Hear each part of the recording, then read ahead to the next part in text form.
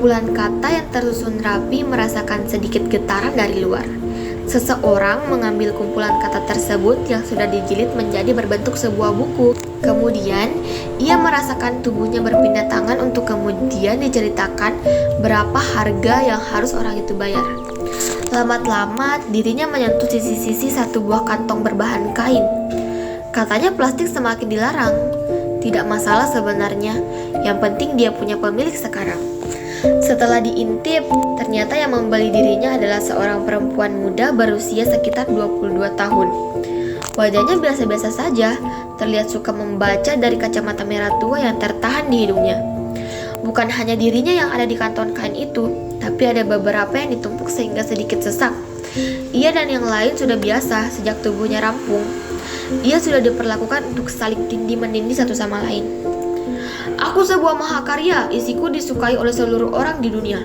Tahukah kau, pencipta mendapatkan Nobel karena aku diterjemahkan lebih dari 50 bahasa. Ungkap salah satu dari tumpukan itu. Ya, aku pernah mendengar tentangmu.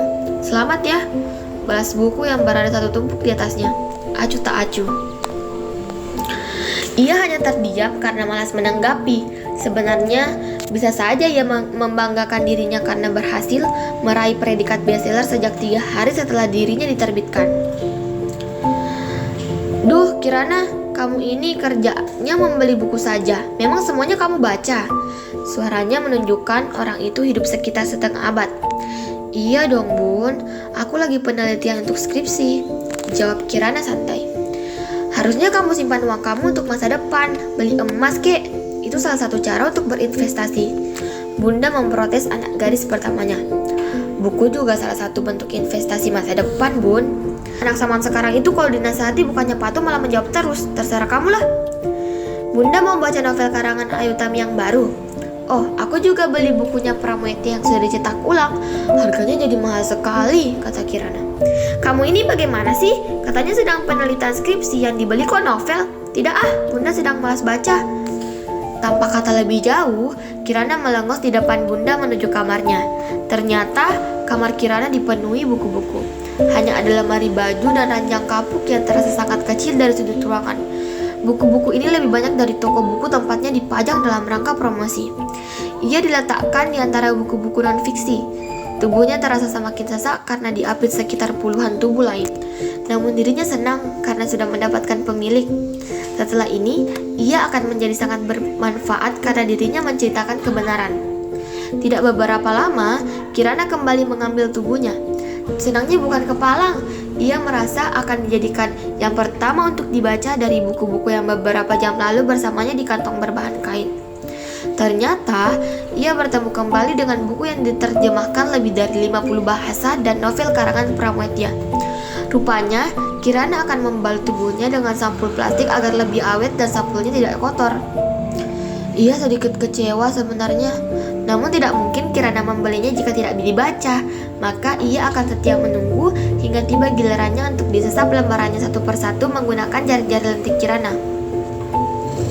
Semakin hari, buku-buku Kirana bertambah. Awalnya, Kirana membeli buku seminggu sekali. Sekali membeli bisa 10-20 buku. Buku tentang apa saja, kedokteran, politik, hukum, jurnalistik, novel, komik, bahkan majalah dan koran yang kabarnya merupakan sumber ilmu pengetahuan teranyar. Padahal, Kirana mengambil jurusan filsafat. Yang penting, Kirana merasa senang membeli buku-buku lain dari berbagai macam bidang. Kemudian, kebiasaan Kirana membeli buku semakin menjadi-jadi setiap hari. Lama-lama kamarnya semakin sesak. Bahkan, Kirana sekarang tidur di atas tumpukan buku-buku yang tersusun di setinggi kasur. Lemari bajunya pun sekarang diisi oleh buku-buku. Sedangkan baju-baju miliknya sebagian besar disumbangkan ke anak-anak yatim piatu. Kirana hanya memiliki 3 pasang baju yang ia kenakan untuk sehari-hari. Kirana sampai lupa beramal uangnya sudah habis untuk beli buku. Padahal biasanya, recehan di dompetnya Kirana sumbangkan untuk pengamen atau anak jalanan. Sekarang, recehnya dia kumpulkan untuk membeli buku-buku obrolan. Kirana juga keluar dari perkumpulan pecinta lingkungan yang mewajibkan anggotanya membayar 100.000 per bulan. Kirana terkadang lupa makan, uangnya habis untuk membeli buku-buku. Kirana, kamu sudah keterlaluan, nak. Uang kuliah itu dibayarkan ke kampus kamu, bukan untuk dia bayarkan ke para penjual buku.